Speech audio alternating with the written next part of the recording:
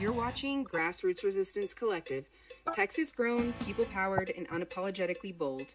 We expose corruption, amplify real candidates, and give voters the truth the system tries to bury. No spin, no sellouts, just resistance. Let's get to work. Good evening, everybody. It is Tuesday, August 26th. Welcome to the show. We are here with Ms. Chastity and Ms. Jen. And our special guest tonight, we have Mr. Taylor Rehmet. He's an Air Force veteran, machinist, union president, and he's a Democrat running for Texas Senate District 3 in the upcoming special election.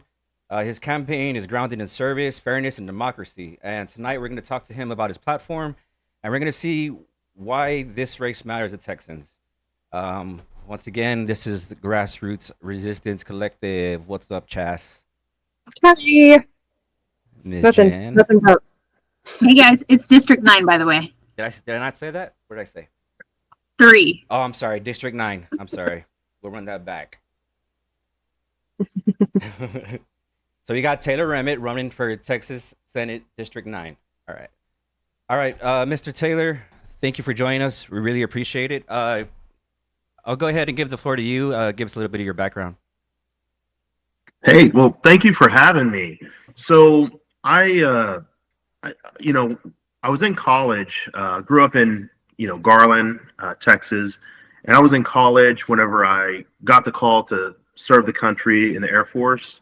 And after serving 4 years, enlisted in the Air Force, I got out and got a job working in aviation because that's what I did. I worked on B-52 bombers when I was in the Air Force. Nice. And so I missed it a lot, and I found a job here in Fort Worth, Lockheed Martin, working on the F-35 fighter program. And it's an extreme passion of mine, aviation.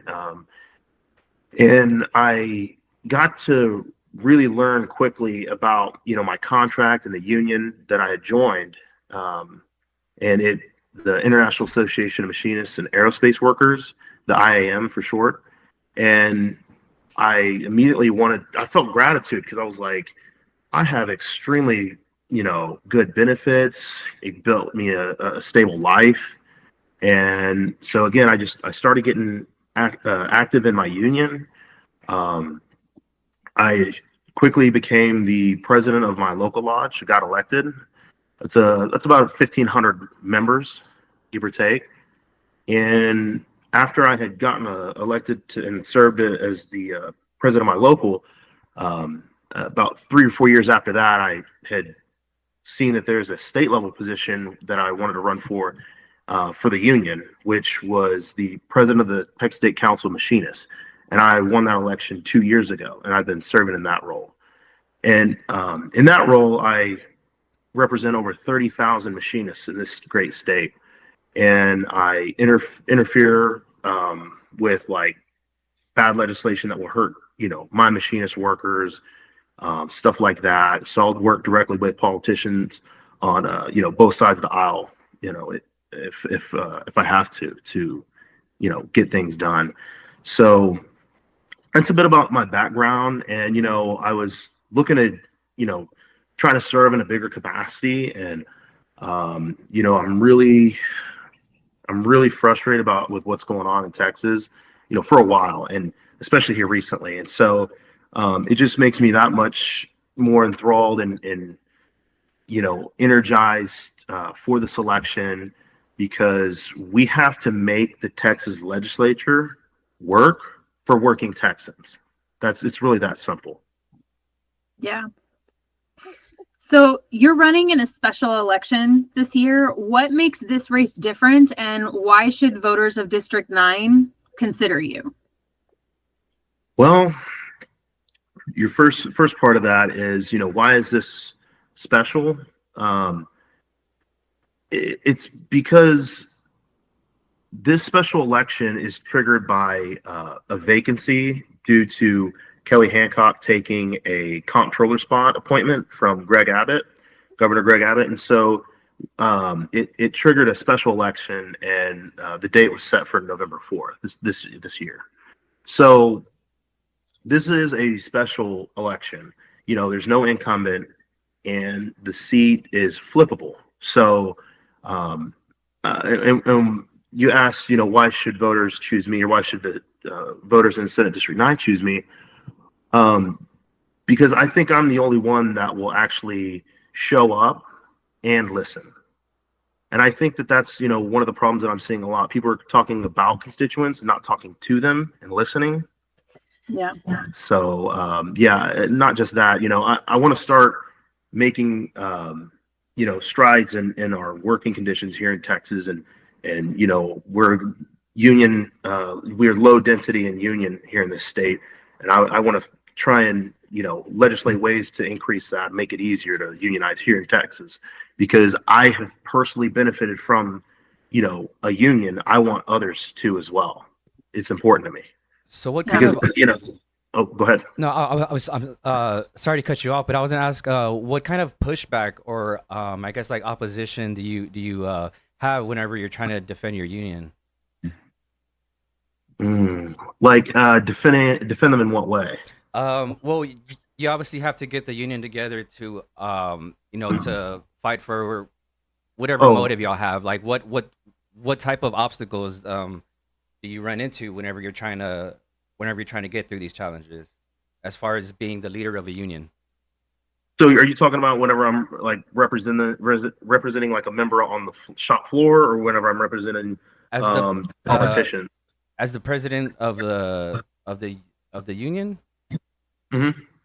Yes. When you have to speak before elected officials, like in what ways have you gotten pushback to labor here in Texas? Typically, getting the runaround, they're polite about it, right? They're not gonna, slam the door in my face, but just not getting truly heard, not being able to see the actual representative and explain and break down the issues of like why we need this, or why, hey, I don't want you to close this this base or reduce this at all, because I got service contract members out there that are working, those trainer aircrafts. But, most of all, what I'm starting to see, I think, is a lot of these, a lot of it is, you have other lobbyists, right? Like you have lobbyists that are lobbying against unions. You have legislation that is against unions.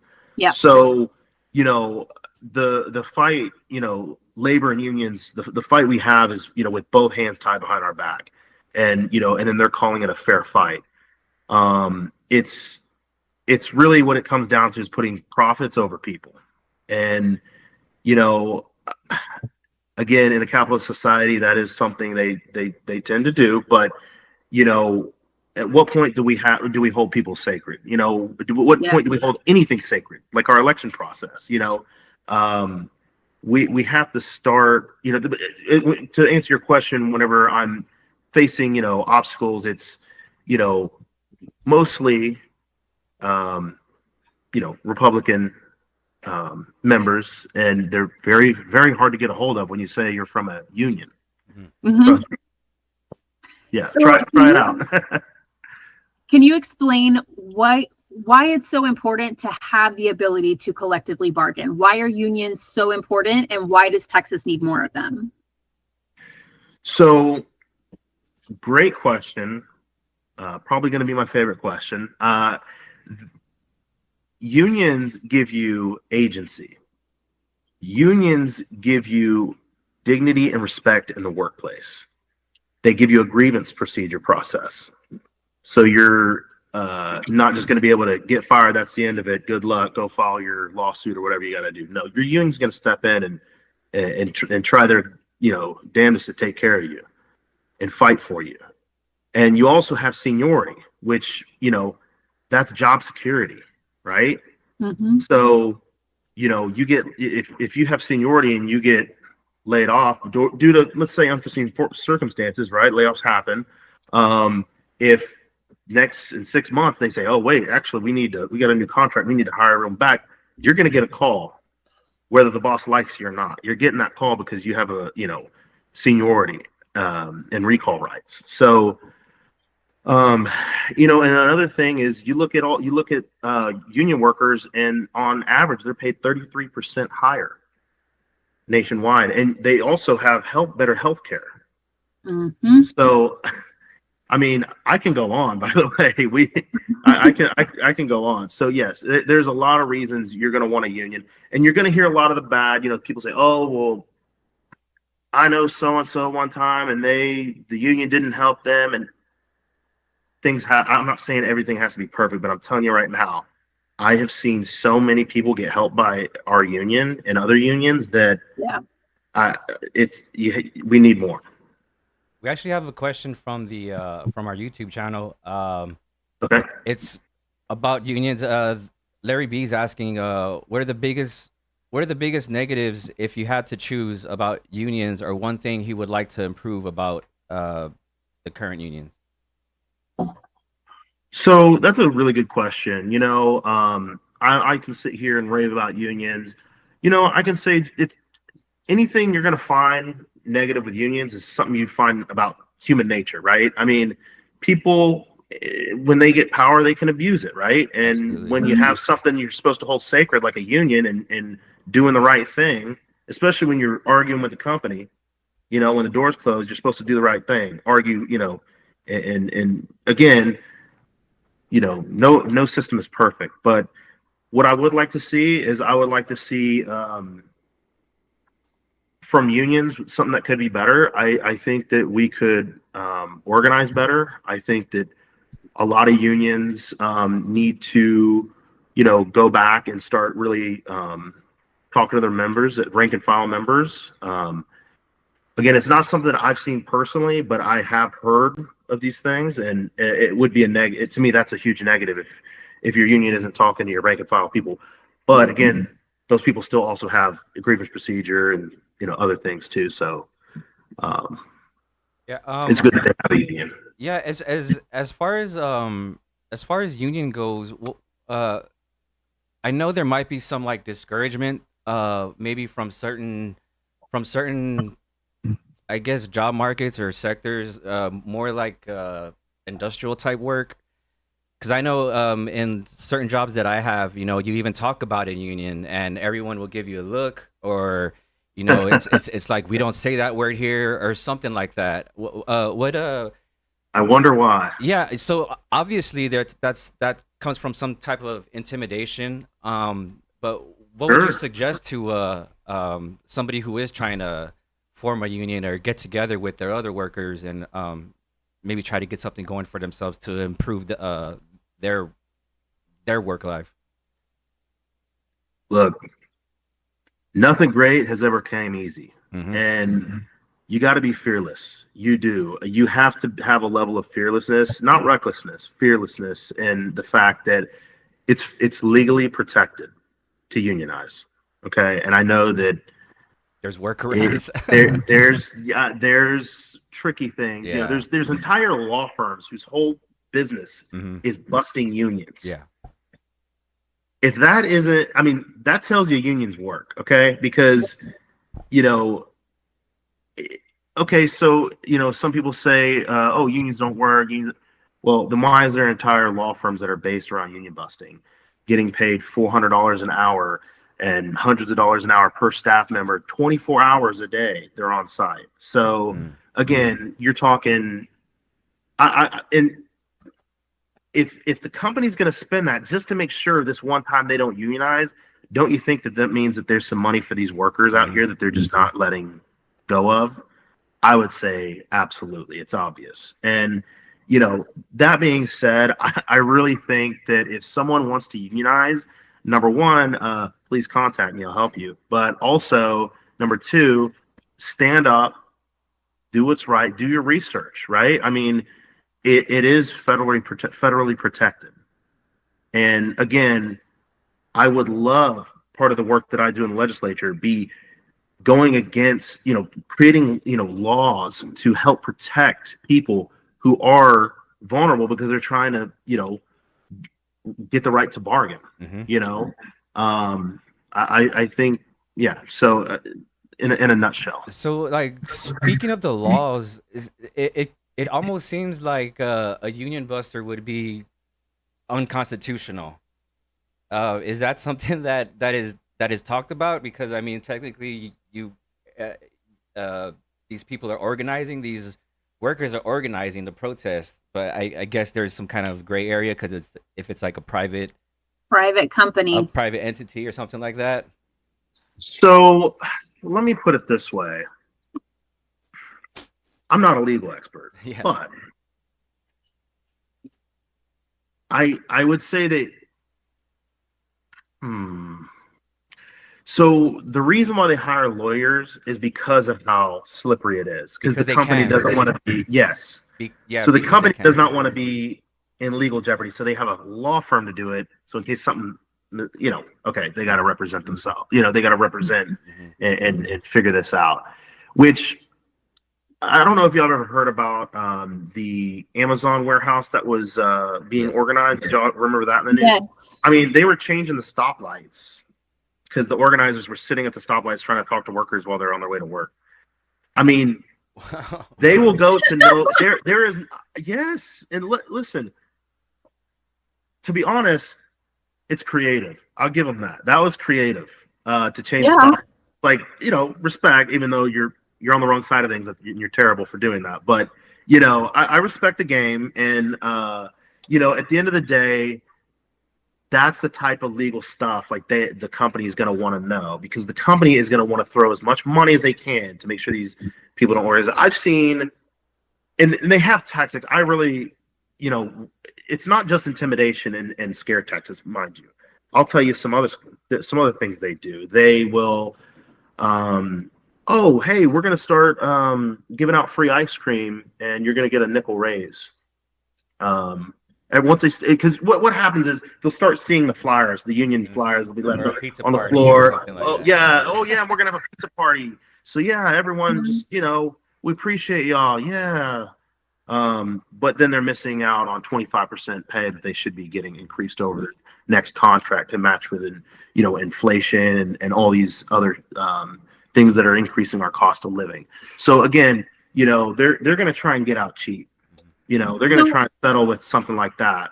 And then it goes to they're not going to use the scare tactics on everybody. They're going to make the organizers that are trying to organize, the organizers trying to unionize, they're going to pick out the leaders. And if they find out who they are, they're going to try and scare them and intimidate them.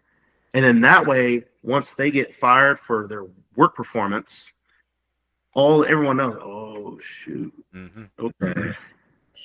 So, but they can't fire everyone, right? That's why they're not going to do that. So how would you encourage small businesses to be more open-minded to the prospect of collective bargaining in their workplaces? There's got to be some kind of way to incentivize these companies if they allow unionizing, something to make it not such a battle between the two. Absolutely. So again, it's interesting because I actually don't think a lot of small businesses are organized when you compare them to the big corporations. Because typically on a smaller scale, look, I would love to see everyone organized in a union, but some businesses aren't geared that way, and they can still provide really good benefits to their employees. I'm a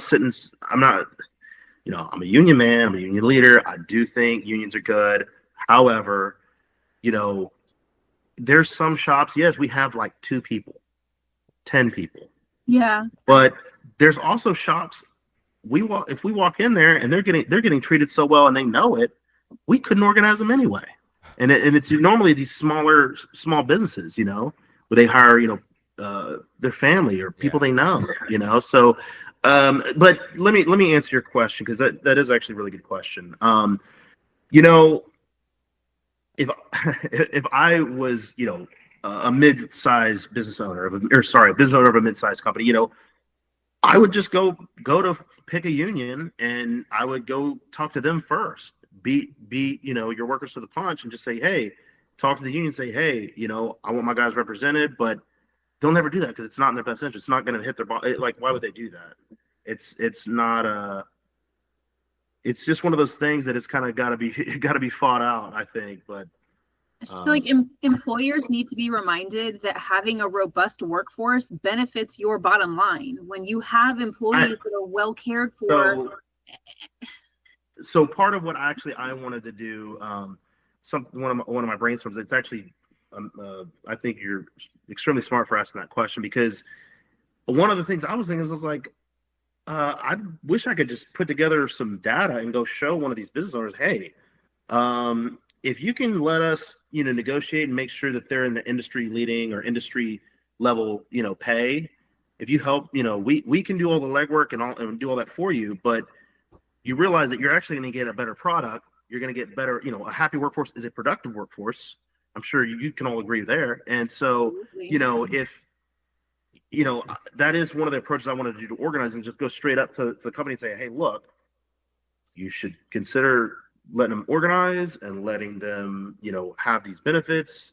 But again, I've also seen times where, we organize them. We've organized I don't want to say too much, but, I don't want to, dime out the employer or whatever, but an employer had didn't have the money. They're like, well, how are we going to get the money? I'm like, well, you underbid the contract is what you did, that's on you. You should have,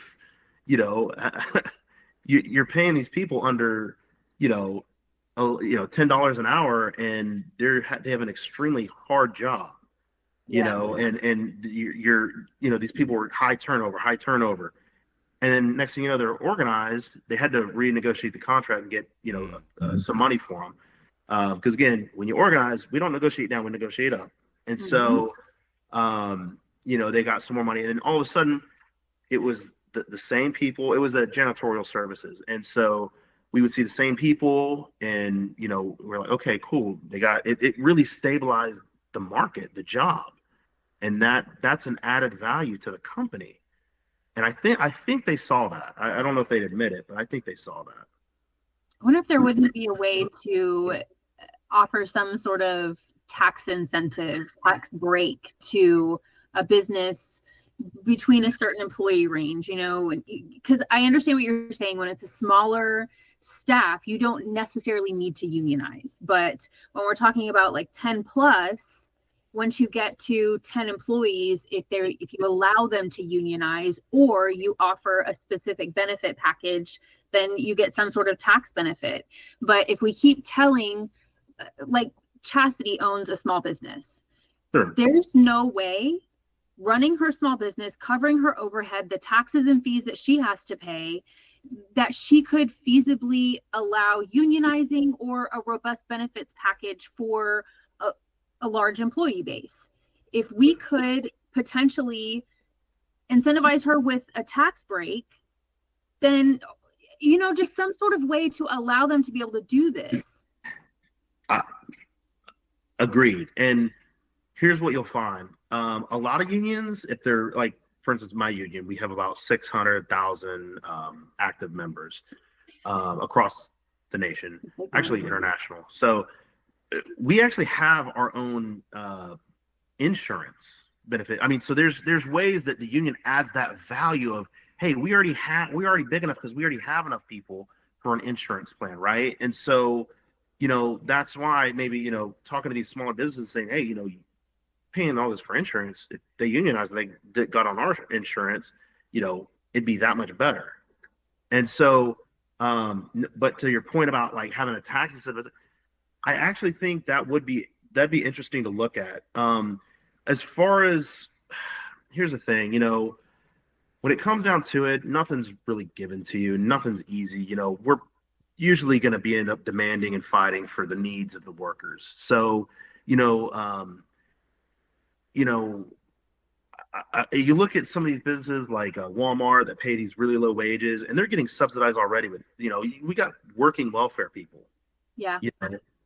Hardworking welfare people, which I think are, again, if they just paid, them a fair wage, yeah, it wouldn't have to be on. And so again, you're right. It comes back to like, can we cut a step out of this? Like, can we make this more streamlined? That's something I'm interested in looking into. Absolutely. I have a whole lot of stuff I'm excited to look at. Great questions, by the way. And I just want to say, Taylor, I am a huge huge supporter of unions, huge supporter of collective bargaining. I think every industry should have a union. I think everyone should have access to one. I think they're great. They're why we have OSHA. They're why we have maternity leave. They're why we have the breaks that we have, the weekly work schedule that we have, child labor laws. All of these things came from unions and collective bargaining saving your butts. Period. Sorry, go ahead. Soapbox over. No, that absolutely. Round of applause goes to you. Yes, all of that and more. And it's why I'm so passionate about this. Like, again, it's just helping people. It's literally getting them stuff that they need. We need to have a leisure time. We need to have vacations. We need to have a life outside of our work, right? Yeah. And there was a time in this country that we didn't, and that should scare people a little bit. It should make people realize that if we don't keep fighting, we're going back that direction, right? I mean, I think in Florida they started going back and repealing some of the child laws there. I don't know if you've heard anything about that. That was weird, man. That's weird. There's literally kids dying in factories working illegally right now while they are trying to pass laws to reduce child labor laws, or the age, like the legal age for children to work. They've done it in Tennessee, Florida. There's several southern states. I think Louisiana is one. They're dying while you're passing the laws to allow it to be okay. And what that tells me is that these mega corporations are going to these politicians and saying, we can't afford the lawsuits from these babies dying on our warehouse floors. So can you please pass a law to make it okay that their corpse is here? And that's what we're voting for. Yep. That's, and unfortunately, that's just, where we're at. And I think that, on a positive note, the approval rating for unions right now is extremely high. So I'm hoping that translates into, us going back and getting, more. Look, we shouldn't be having as a 40-hour work week as it is. There's actually proven data that shows that, working a 32-hour work week with the same pay is still going to give you the same amount of productivity out of those people, those workers. And so, it's like you said before, and we agree, a happy workforce is a extremely productive workforce. And again, I think that there's a lot of work to still be done. I hear people all the time, oh, we already have OSHA, we already have, child labor laws. We don't need unions anymore. Couldn't be further from the truth. Could not be. I mean, the fight's not over. It's far from over. Especially with the administration we have in power right now, actively trying to take us back 100 years at a time. Yeah. Let me go ahead and put this out there. Oh, yes. That's my chair. I think I read something today that they're hiring some people back from the IRS. I think I read like a real quick blip somewhere that they're starting to. A judge somewhere banned. I don't know. I got to go back and read it, but I just saw it like right before we came on. I'm sure they're hiring them to go after the billionaires. That's what they want to do. Yeah, I wouldn't put my money on that, but I hear you. No, here's the thing. I even went on. I like perusing those websites, like RS website. I just like looking at them and seeing what information they put on there. And I was recently trying to look at some stuff on there, and like, the web page wasn't working. And I said, okay, whatever. I've lost interest and I moved on, right? Well, I was messing around with it like last week. This was months ago. And then I was messing around with it last week. Again, I hit that same error and it was like, yeah, we can't, just like, what's going on here? Anyway, yeah, they need to hire a lot of people back. Taylor, I heard that I said this earlier, you already have a pretty big following, apparently, on social media. I know my social media, when I posted about you, like, people were blowing me up. One of the things that somebody had said is that you are pro hemp. Absolutely. Is that true? Yeah. Yes. Because that's a working person's issue. Yes, for sure. So can you just kind of give me like what you or how you support? Do you support medical, recreational, both, or kind of Well, just adult choice? listen, I'm gonna just dive into one specific thing, okay, about this. You know, I know I'm a disabled veteran. I'm a veteran, and I know so many veterans that need this for their anxiety, for their chronic pain, and this is something that, you know, the government should really, you know, as far as like banning it, no, we have to control it, but I mean, we can tax it. We can, you know, make sure it's lab tested, it's good, goods, legal stuff that we're getting. But, you know, we have to have this for our vets. And I'm sure there's other working people that would need, the same thing. Yeah. It's small. We're talking small. Just here in Texas, we're talking small businesses. That's like, I believe it's around 50,000 jobs, and it's over $1 billion. It's a $1 billion industry, is what I'm trying to say, and it's over a $4 billion. Farmers are going to suffer industry if we mess with this. I'm sorry, what'd you say?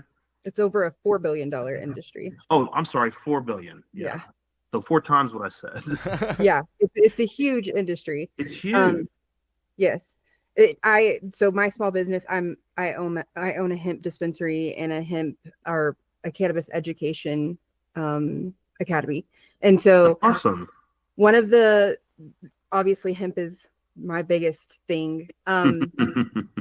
The person that commented and told me that you were pro hemp also wanted to know how you plan on winning over moderate Republicans, because HD 93 is heavily GOP. And she wants to know what your plan is for convincing them. I think it was a typo. District 9. Is it? Well, I think HD 93 might share some of Senate District 9. So yeah, here's the thing, if I'm representing Senate District 9, I have to represent, everyone, right? Mm-hmm. And is that, real quick, just for clarification, is that question regarding hemp? Because they're no, so I don't know if it's a he or a she. It's Fort Worth Dinosaur. But said you were pro hemp, most important issue, but also said would like to know how you plan winning over the moderate Republicans, because the district is, I guess it says HD 93, so I'm assuming HD 9 is heavily GOP. So we'd love to know his plan for convincing them. Yeah, there's also 2 other questions that are on that same topic. There's one that says, with this being close to a special election, can you share some of your ideas to reach independent and moderate voters to unite behind you by November 4th? And the other one was, what's the plan for winning over moderates and Republicans and non-voters? Okay, let's answer the question. This is a popular question. I love it. Yeah. So here's the thing. Quite simply, I know something we all share. No matter Republican, Democrat, Independent, most of those classifications, we all have a job, okay? And I want to help your job. I want to make sure you're paid well and you're paid fair. But more importantly, there's another thing that a lot of us share. Not everyone, but property taxes. We need to find a way to lower them in this state. They're way too high. I think that, if our property taxes are high, but we're not taxing hemp, guess what I think? We could maybe help out our property tax people with some hemp taxation. Call me crazy, but I think that makes sense. Listen, and that's what I'm saying, the legislation needs to work for working Texans. You work and you buy a house. Let's say you're a great fiscally responsible person, and you end up paying your house off early, and but you're getting hit heavily by these property taxes that go up. It seems to go up every year. And even so, when property taxes go up, when housing values go up, our property tax goes up. And it's just, to me, it's like, I feel like if you buy it, you should own it. And you don't feel like you own it if you're always having to pay this tax, right? Yep. So again, that's something we need to really look at. There's a lot of work to be done, and you know, I know a really big thing also is the tolls in Senate District 9 are crazy. The tolls, they're predatory. Okay, it's insane. So these are a lot of the issues. I mean, I don't care what side of the aisle you're on. We all know that these things suck and they need to change. Yeah. So that's what you would. That's Those are you're the just, issues I need. you're Yeah, just representing everybody and yeah. sticking with what's And Democrat. here's the thing. You know, I'm running as a Democrat. I'm a Democrat, but you know, I still have to listen to Republicans, and I think a lot of the reason why, you know, Democrats have lost is they're not going into uncomfortable spaces and, you know, telling the Republicans who they really are. And I think that if, you know, we had more Democrats that are willing to go and talk to Republicans and say, hey, you know, like, I know we don't align in the same party, but, you know, let's find out where we do agree and let's work on those first. And then we can, you know, disagree about other things. But I want to find out what unites us, not what divides us. And, you know, I think if we really get to working and talking between each other, we can find that. We can find out what we do agree on and what we want to work on together. And I think those issues are going to be the ones that go up the quickest. Interesting. So I have a Um, question about a bit of a more sensitive topic, just real quickly so I can get you on the record. When it comes to abortion access, if a bill comes before the Senate asking for a ban on a further ban, continuation of what we have right now, would you oppose it? You believe Yeah, I would oppose it. Yeah. Okay, good. Just wanted to make sure that we have you on record saying that you Okay. and Yeah. approve of a woman's right to choose, and then we can move right along. All right. Well, you got me on record now. Thank you. And you know, as a man, I have, you know, really no business telling a woman what she can or cannot do. That's between her and her doctor. That's how I feel. Like What? Are you okay? What? Is that common sense? Yeah, I'm okay. Believe it or not, yeah. Very good answer. I like that. Okay, so I want to talk about gerrymandering, since this is obviously going to affect your election. Gerrymandering, what's that? So gerrymandering's left a lot of Texans feeling like they're underrepresented or not represented at all, obviously. So how would you work to restore the fair maps and representation in the state? Real quick, I think that gerrymandering is something we see happening out of cycle right now. You know, it normally happens after the census every 10 years. It's, you know, been that way for a very long time. And I think that if voters are feeling underrepresented and they're not, you know, that's politicians failing them.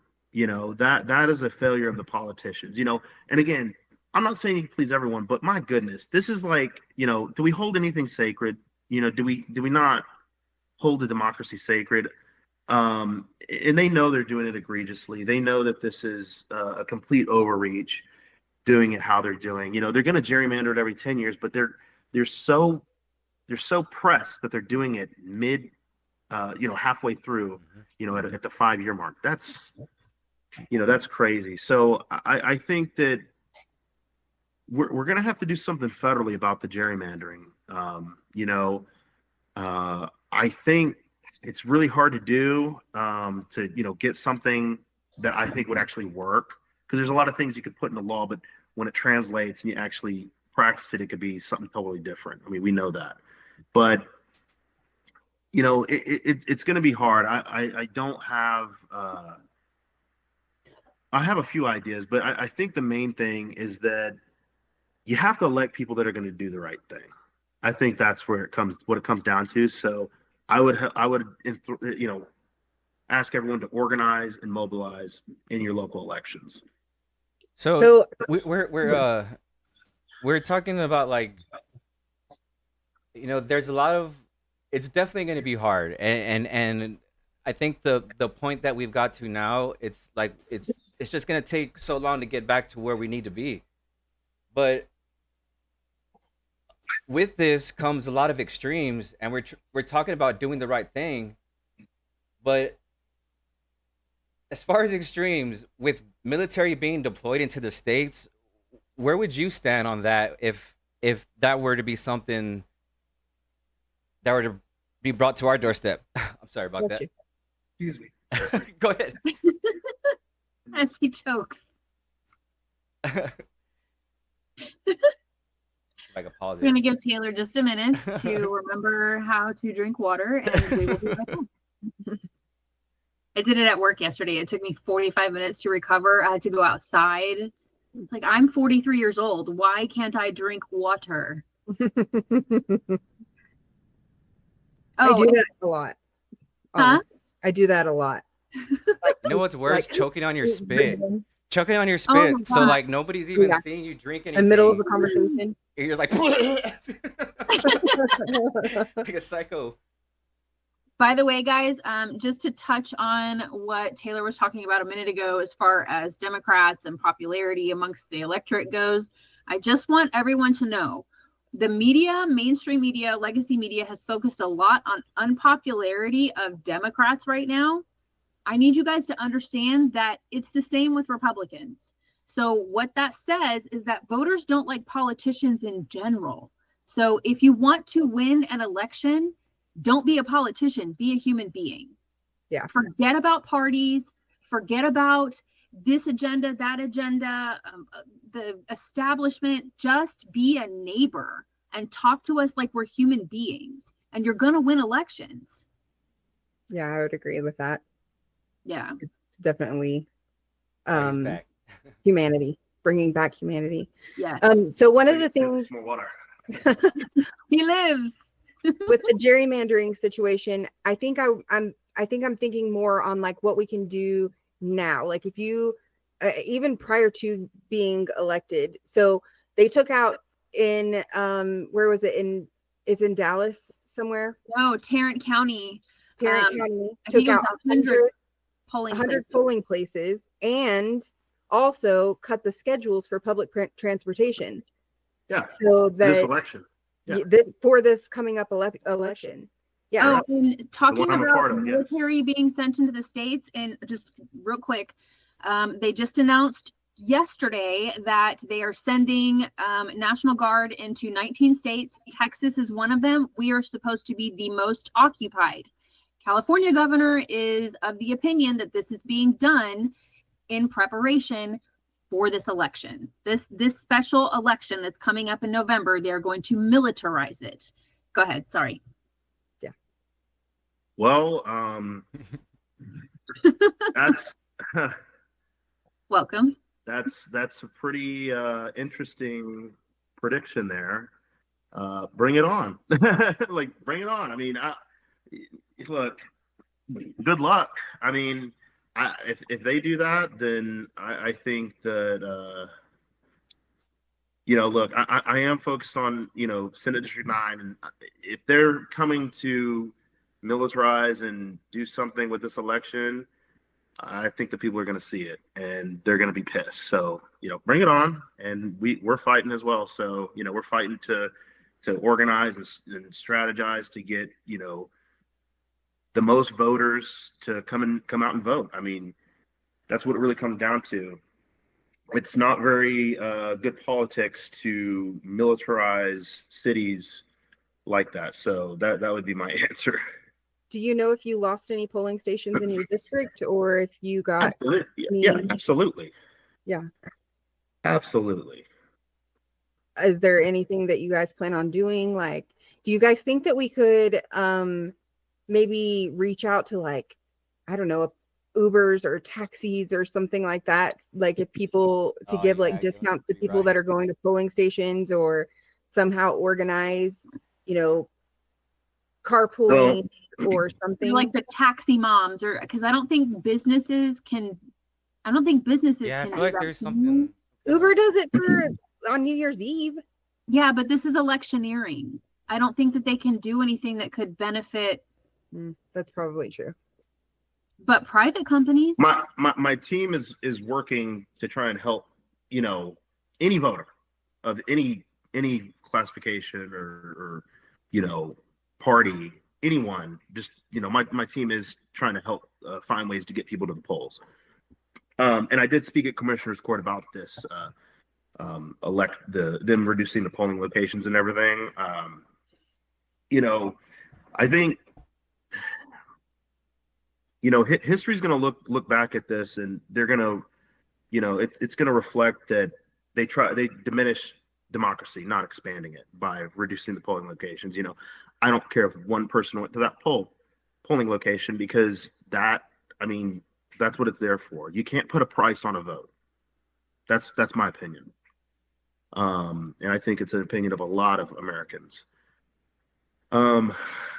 Just like you said, if they militarize and they try and do something with this election, history will reflect what they did. And there are things we can do after the fact. So, it is disheartening to see, but, we're working on it, and, bring it on. Speaking of them doing crazy things like that, I assume that you know about Nicole Collier getting locked in the Capitol, the attack on the Texas 51 Dems. Do you feel like what they did was excessive, breaking quorum, refusing to sign the 24-hour stuff?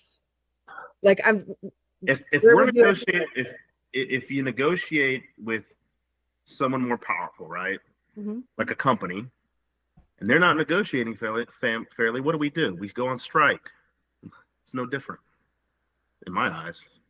So you support what they did, is what I'm getting at. Yeah, okay. Of course. Yeah, they went on strike. In my eyes, that's what they did. They said, "Well, okay, you're not even going to negotiate fairly about this and talk about this. You're just going to try and push it through." I think that's within the Texas Constitution. That's perfectly fine if they do that. Yeah. They don't do it all the time. I feel like they use it respectfully. Exactly. And they're entitled to it. It's part of you're right. It's part of the Constitution. It is. So Taylor, why don't you tell us how we can find you online, on socials, where your next event is going to be, if you're appearing on any podcast coming up? So you can go to taylorfortx.com, and I have a little rally here if y'all want to. Okay, yeah. we could, if you want to send that to us, we could post it on our socials for you whenever we let's do that. Yeah, it's gonna be fun. This is gonna be a great time. So we'll post that on our socials, guys. Okay. So taylorfortx.com. You can check me out there. Please donate. But or sign up to volunteer. There's a link down there. Got to scroll down, but that's where you can check me out at. I got socials too, Taylor Rehmet, and then so check me out, guys. Awesome. And then Chastity, what was the question from last week? So we do this thing on every episode where we ask the current person that's being interviewed a question that the last person that was interviewed left for you, not knowing that it was going to be you. So Justin Early wanted to ask you, if you could be any instrument, what would it be and why? Okay. So I'm gonna be straight up. He had this big long theory behind it, but I can't remember what it was exactly. No, he said he was the bass because the bass is like the rhythm and the foundation of the whole band. Okay, I don't have that good of an answer, but I will tell you, I would be the French horn, because I actually played it for 3 years. And I was kind of good. I was actually for some reason good at it. Huh? How old are you? If you don't mind me asking. I don't mind. I'm 33. Why? Okay, you're 10 years younger than me. So I played the French horn too, and it was like 92, 93 when Jurassic Park was big. And the Jurassic Park theme song was written for French horn, and it's the best. Well, So good. that's my favorite movie, by the way. I love Jurassic Park, so thank you for sharing that info with me. That's awesome. awesome. Yeah. Would you like to leave a question for the next guest? I would. What is your favorite Texas roadside attraction? Ooh, that's a good That's one. an interesting one. Thank you. You're welcome. That is a good one. And do you have a final message that you want to say directly to the people who are voting in District 9? Yes. Join a union. Like, and if you don't know how, find out what trade you are, and then just, I mean, you can even go to the IAM website, the International Association of Machinists, and if you talk to their organizer, they'll either find someone in your job classification, or they may even be able to organize you, and that would be something special. So I just want to point out, you guys, to everyone considering Taylor for candidacy for a seat on the Senate, he just had an opportunity to plug himself and plugged his union. So if you want to know how much of not a politician Taylor is, Yeah, I guess there I you should have. go. Like, Okay, that was good. I didn't value even think about bag. that. Yeah, I should have. Okay, also please go to my website. I'm gonna ruin that now. Please go to my website and join me in this fight. No, that was awesome. All That right, was awesome. ladies and gentlemen, that is Taylor Rehmet. He is running for Texas Senate District 9. Reach out to his socials. We'll post some information on our socials later. Any last words, anybody? No. Taylor, thank you Thank for your you. service. Thank you, everyone. I Yes, thank appreciate you it. for coming. All right, I had Taylor, a thank lot you of so fun. much, Thank and you. we'll see y'all later. Good luck. All right, bye bye.